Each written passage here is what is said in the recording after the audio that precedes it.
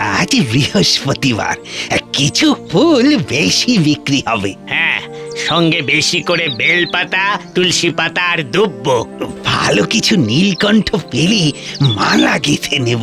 হ্যাঁ গো, লক্ষ্মী পুজোয় আবার নীলকণ্ঠ কি হবে? আরে কণ্ঠে মালা দেবে, তার আবার নীল সাদা, সবুজ না হলেই হলো। এ কি, গাছ তো সব ফাঁকা। হায় হায় হায়, মনে হচ্ছে কেউ যেন গাছ মুড়িয়ে সব ফুল তুলে নিয়ে গেছে। এতে অবাক হওয়ার কি আছে? হ্যাঁ, অবাক হওয়ার কি আছে? এ তো রোজকার ঘটনা। আজ আবার বৃহস্পতিবার। আরে সেই কারণেই তো আলো ফোটার সাথে সাথে এলাম, তাতেও সব নিয়ে ভেগেছে হতচ্ছাড়ি। আমাদের ফুলের ব্যবসা বোধহয় এবার ডকে উঠলো। চলো এবার সারাদিন ওই ভ্যান টানো। সত্যি তো, ফুল না পেলে বেচবোটা কি? সারাদিন মাঠে কাজ করি, ফুল বেচে একটু উপরি আয় হয়, তাও এই বেটি করতে দেবে না। না, আজ আজ ওর একদিন কি আমাদের একদিন। চলো তো, চলো।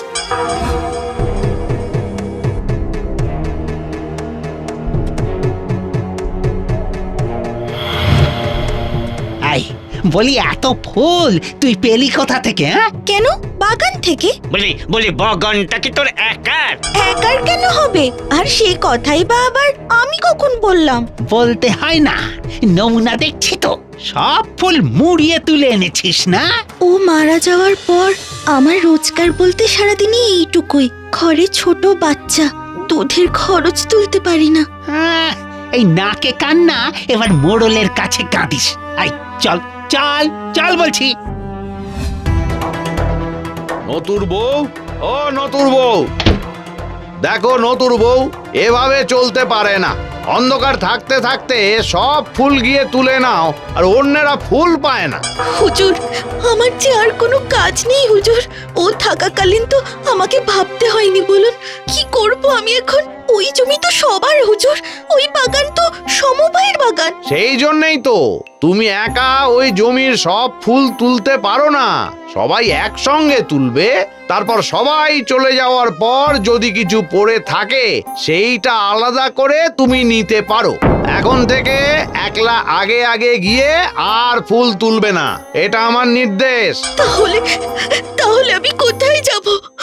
ও বেঁচে থাকতে কবে আমি ফুল তুলতে গেছি বলুন? তুমি নিজের বাড়িতে গাছ লাগাও আর সেই ফুল তুলে বাজারে বেচো। মোড়ল মশাই, তা কি করে হয়? তার জন্য তো অনেক সময় লাগবে। আমি ততদিন খাবো কি? আমার কথা নয় ছেড়ে দিলাম, ওই বাচ্চাটাকে কি করে বাঁচিয়ে রাখবো? অন্য কাজ কর। অন্য কি কাজ? তোমাকে তো বলেইছিলাম আমার বাড়ি দেখাশোনার কাজ করো, খাওয়া পড়ার অভাব হবে না। না না, আমি চাকরানির কাজ করব না, কিছুতেই না। রানীর কাজ করতে চাও নাকি? যত সব, যা মুরগি যা। শোনো শোনো, যদি অনেক ফুল তুলতে চাও তাহলে উত্তরের জঙ্গলে গিয়ে ফুল নিয়ে এসো। সেই জঙ্গলে তো সাপ আছে, ভাল্লুক আছে। বাঘ থাকলেও আমাদের কিছু করার নাই। নতুর বউ, এ আমার নির্দেশ, তোমরা এগো। শোনো নতুর বউ, নতুর প্রতি আমার স্নেহ ছিল, তোমার প্রতি আরো বেশি স্নেহ আছে। নিজে চেষ্টা করছো করো, কিন্তু পারবে না নতুর বউ, পারবে না। একলা মেয়ে মানুষ, একজন পুরুষ অভিভাবকের দরকার। অভাবে আমার কাছে এসো, আশ্রয় অর্থ সব পাবে। ওগো, তুমি তো আমাকে আর এই দুধের শিশুটাকে ফেলে নাচতে নাচতে সময়ের আগেই ওপরে চলে গেলে। এখন আমি কি করব বলে দাও, বলে দাও তুমি কি করব?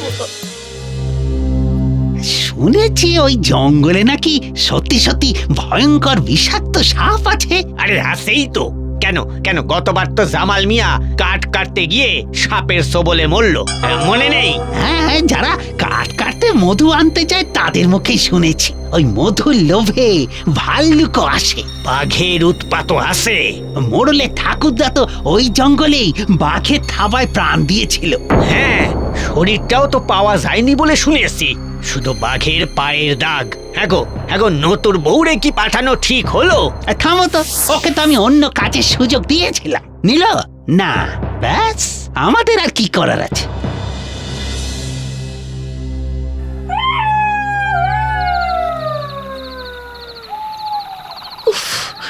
গভীর জঙ্গল, এই জঙ্গল থেকে ফুল তোলা কি আদৌ সম্ভব? না না, ভয় পেলে চলবে না, আমাকে ঢুকতেই হবে। হে ঈশ্বর রক্ষা করো, ঈশ্বর রক্ষা করো। মনে হচ্ছে চারপাশে কারা যেন জঙ্গলটা পাহারা দিচ্ছে, গা ছমছম করছে। ও মা গো, মা মনসা রক্ষা করো, মা রক্ষা করো। ঘরে ফুলের মতো বাচ্চা রেখে এসেছি, মা রক্ষা করো, মা রক্ষা করো, মা রক্ষা করো। আরে তোদের বাচ্চা ফেলে এই কোন জীবনের পথে আমি এলাম? মা গো, আমি ছাড়া তার যে আর কেউ নেই, মা রক্ষা করো, মা রক্ষা করো, রক্ষা করো মা। হে ঈশ্বর, আমি মরলে আমার ছেলেটার কি হবে? হে ঈশ্বর,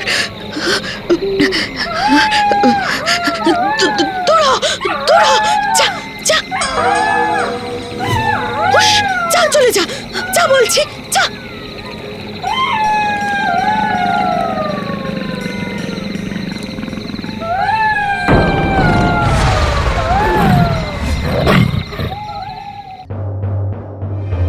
আরে সত্যি তো বনে গিয়েছিল দেখছি, কিন্তু বেচারি ফুল আনেনি। আরে বাবা, নিজেকে নিয়ে ফিরেছে, এই যথেষ্ট।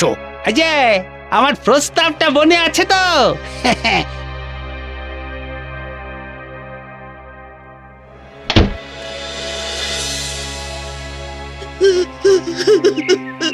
আমি যাচ্ছি, আমি তোকে ঈশ্বরের হাতে দিয়ে গেলাম, আমাকে যে যেতেই হবে।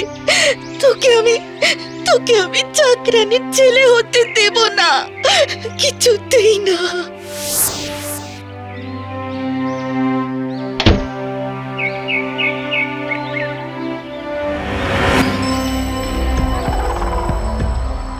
যা, সেই জবা গাছের বনটা গেল কোথায়? রাস্তা হারিয়েছি মনে হচ্ছে। এবারে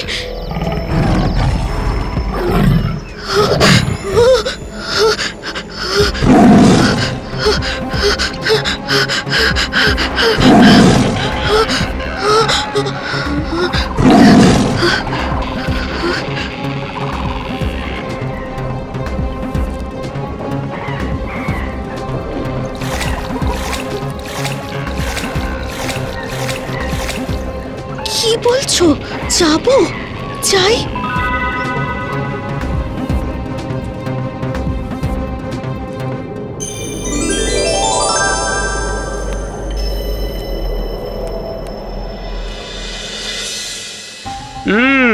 এই যে মেয়ে, সব নীল পদ্মগুলো আমাকে দিয়ে দাও তো। মামার বাড়ি আর কি, আমার জন্য 5টা। আমি আগে বলেছি। এই আগে বলে কি মাথা কিনে নিয়েছেন নাকি? আগে তো বলা হতো সূর্য পৃথিবীর চারদিকে ঘোরে, সেটা কি ঠিক? এখানে ঝগড়া করবেন না। নীলপদ্মের দাম একটা 100 টাকা। আপনাদের মধ্যে যিনি বেশি দাম দেবেন, আমি তাকেই ফুলটা দিয়ে দেব।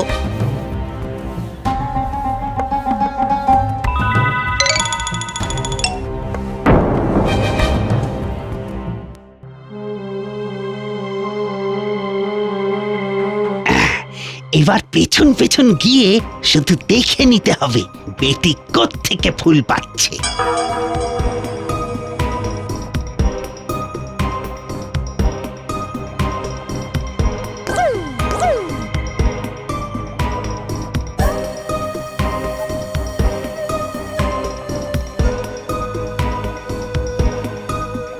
কিন্তু এইভাবে জঙ্গলে ঢোকা কি ঠিক হবে? সাপ টাপ চোখ। একটা মেয়ে মানুষ যেতে পারছে আর আমরা পারবো না। চলো। আরে ওটা কি বেরোলো বলতো? আরে শিয়াল টিয়াল কিছু হবে, চলো চলো। ওরে ওরে বাবারে, আমাকে ছেড়ে পালিও না গো। দাঁড়াও দাঁড়াও দাঁড়াও দাঁড়াও দাঁড়াও।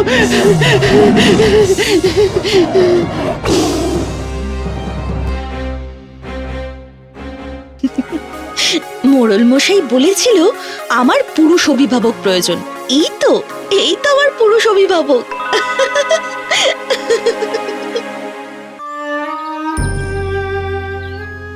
অয়নের বাড়ির অবস্থা তেমন ভালো নয়।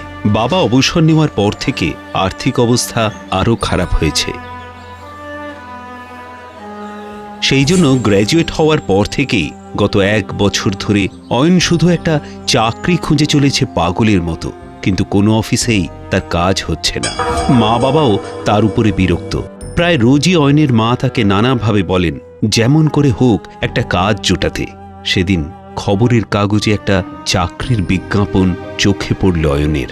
অস্কার পেপার মিল 28 নম্বর অলোক কুমার সরণি, অ্যাকাউন্টেন্ট পদে কর্মী নিয়োগ চলছে, অবিলম্বে যোগাযোগ করুন, বেতন 25,000 ন্যূনতম।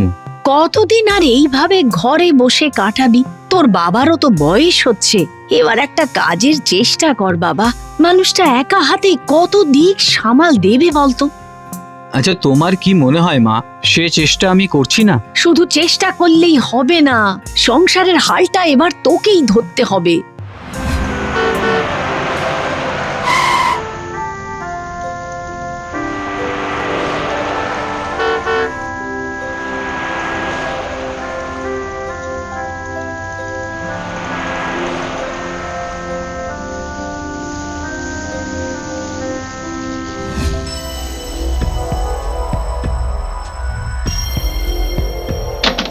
স্যার, ইনি এসেছেন অ্যাকাউন্টেন্টের কাজের জন্য।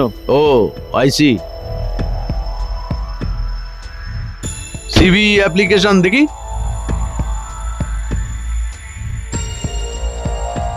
দেখুন, আগে যিনি এখানে কাজ করতেন রাধানাথ রায়, তাকে আমরা চোখ বুজে বিশ্বাস করতে পারতাম। মনে রাখবেন, আপনি কিন্তু একটা বড় জুতোয় পা গলাতে যাচ্ছেন। তাই এই তো দিবাকর, ইনি আমাদের নতুন অ্যাকাউন্টেন্ট অয়ন বসু। এনার জয়নিং লেটারটা দিয়ে দিও। কি কাজ কিভাবে কি করবেন দিবাকরই সব আপনাকে বুঝিয়ে দেবে। ও okay sir, thank you so much. আর যেহেতু আপনার তেমন কোনো এক্সপিরিয়েন্স নেই, তাই কাগজে যেই স্যালারির কথা বলা হয়েছে তা কিন্তু আপনি পাবেন না। Okay sir.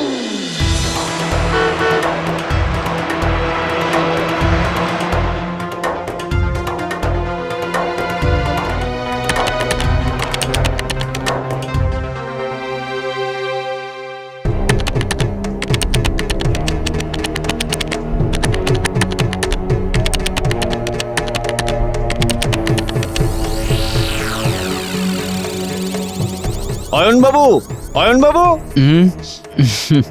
চোখটা একটু লেগে গেছিল। একটু চা খাবেন? করে দেব? হ্যাঁ, বেশ কড়া করে 1 কাপ চা বানাও তো।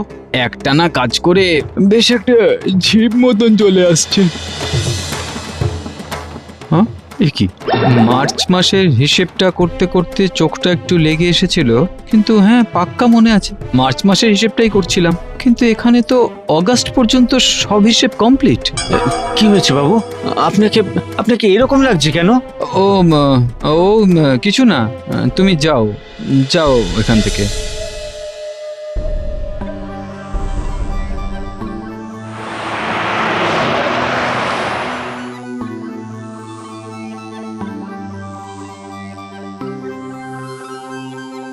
কালকে সব সাবমিট করতে হবে, ফিরতে অনেকটা রাত হয়ে যাবে আজ। রঘুদা, রঘুদা 1 কাপ চা দিও। দিচ্ছি বাবু। চা, লোডশেডিং, কিন্তু অফিসে তো। রঘুদা,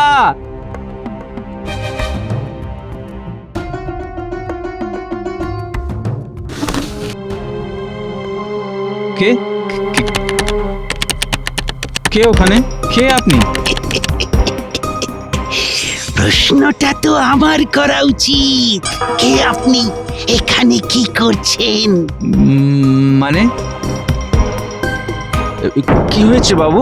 ঘর অন্ধকার করে বসেছিলেন কেন? এখানে একটা কঙ্কাল বসেছিল রঘুদা। কঙ্কাল? হ্যাঁ, আমি নিজের চোখে স্পষ্ট দেখেছি। একটু আগেই এই যে আমার এই চেয়ারেই বসেছিল। ও তো রাধানাথ বাবু গো। কে রাধানাথ বাবু? কে সে? রাধানাথ বাবু এখানেই কাজ করতেন। 1 বছর আগে একটা গাড়ি অ্যাক্সিডেন্টে মারা যান। কাজ পাগল মানুষ ছিলেন। রোজ সবার শেষে সব কাজ করে অফিস থেকে বেরোতেন। হ্যাঁ বুঝলাম, কিন্তু এসবের সাথে আজকের ঘটনার কি সম্পর্ক? রাধানাথ বাবু শরীরের মায়া ত্যাগ করলেও এখনো কাজের মায়া ত্যাগ করতে পারেননি। আপনি একা নন, এর আগে যারা যারা ওনার জায়গায় কাজ করতে এসেছেন তারা সবাই ওনার অস্তিত্ব টের পেয়েছেন, আর কেউ বেশি দিন এই কাজে টিকে থাকতে পারেননি। বেশি দিন টিকে থাকতে পারেনি মানে? ভয়ে ভয়ে কাজ ছেড়ে দিয়েছে সব। তুমি যদি এই কারণে কাজ ছাড়বে বলে ঠিক করো, তাহলে তো আমি আর তোমায় বাধা দিতে পারি না। হ্যাঁ, কিন্তু এভাবে কি কাজ করা যায় স্যার? সেটাও অবশ্য ঠিক। আচ্ছা স্যার, গয়ায় গিয়ে রাধানাথ বাবুর নামে একটা পিণ্ড দিলে কেমন হয়? এটা তুমি মন্দ বলনি। শুনেছি ওনার পরিবারেও তেমন কেউ ছিল না, হয়তো সাধ্য শান্তির কাজগুলো ঠিক মতো হয়নি বলেই উনি এখনো মুক্তি পাচ্ছেন না। বেশ, তাহলে স্যার আমি বরং কালই লাঞ্চ আওয়ারের পরে বেরিয়ে পড়ি। কাল কেন, তুমি আজই বেরিয়ে পড়ো এখান থেকে। কৌশিককে বলে দিচ্ছি, ও তোমার টিকিট অনলাইনে বুক করে দেবে।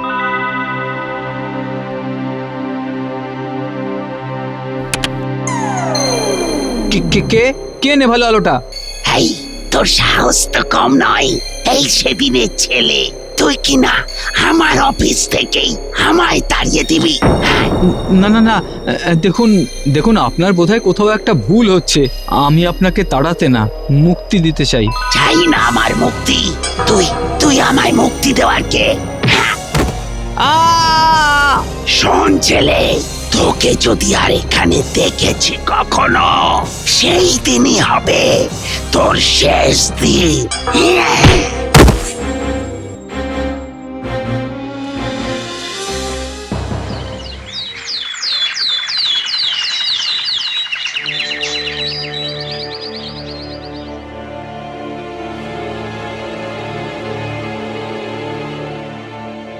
এক মাসও গেল না, এর মধ্যেই কাজ ছেড়ে দিবি? বেঁচে থাকলে তবে তো কাজ। আর এইভাবে বাড়িতে বসে থাকলে তো কদিন পরে না খেয়ে মরতে হবে। আমি বা কি করবো বলো তো? প্রতিদিন ভয়ে ভয়ে অফিস যাচ্ছি, সময় মতো গিয়ে টেবিলেও বসছি, কিন্তু সারা দিনে একটাও হিসেব করতে দেয় না লোকটা। থুড়ি ভূতটা সব কাজই আগে ভাগে শেষ করে রাখে। সে কি রে, অফিসের বাকি লোকেরা কিছু বলে না? ওদের সামনেই তো সব ঘটে নাকি? হ্যাঁ ঘটে তো, কিন্তু ওনাকে মানে মানে ওই ভূতটাকে আমি ছাড়া আর কেউ তো দেখতে পায় না। আমি ছাড়া তাই কারো ওনাকে নিয়ে কোনো সমস্যাও নেই। কি জানি বাবা, এসব কি হচ্ছে? হায় হায় হায় হায় হায়, এই বাজারে চাকরি চলে গেলে আমরা বাঁচবো কি করে ভগবানই জানেন।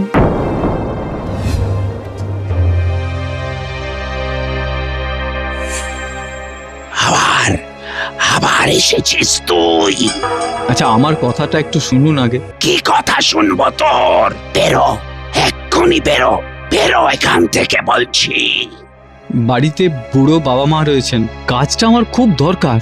আপনি আমার কথাটা একটু বোঝার চেষ্টা করুন। বাবা মার এক ছেলে? হ্যাঁ, 1 মাসও হয়নি কাজে ঢুকেছি। আসা যাওয়া, জামা কাপড় সব মিলিয়ে অনেকগুলো টাকা খরচ হয়ে গেছে, আর মাইনেটাও তো এখনো। বুঝেছি।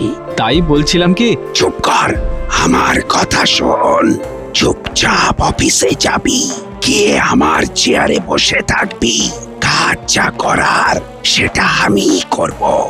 মাইনে নিয়ে ভাবিস না, সেটা সবই তোর। কি বলছেন কি? আমার যা কাজ সব আপনি করবেন? হ্যাঁ আমি করব। এই একটা অভ্যেস আমি ছাড়তে পারবো না।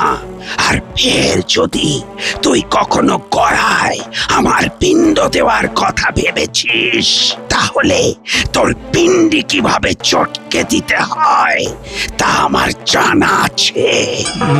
না না না, তা আমি কখনো করব না, কখনো করব না। মনে থাকে যেন। চুপচাপ বসে থাকবি, মাইনে নিবি আর বাড়ি চলে যাবি। কি বুঝেছিস?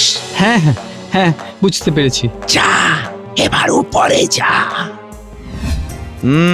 এই কদিনের মধ্যেই তোমার যা প্রোগ্রেস দেখছি, I am really impressed. Radhanath বাবুর পর এই তোমাকেই দেখলাম এত গুছিয়ে কাজ করতে। আসলে আমি স্যার চেষ্টা করি যতটা গুছিয়ে করা যায় আর কি। তোর আবার কিসের চেষ্টা রে? কি হলোটা কি, চিৎকার করলে কেন?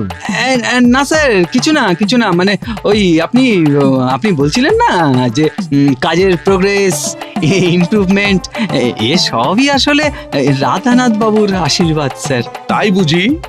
হ্যাঁ স্যার, হ্যাঁ স্যার।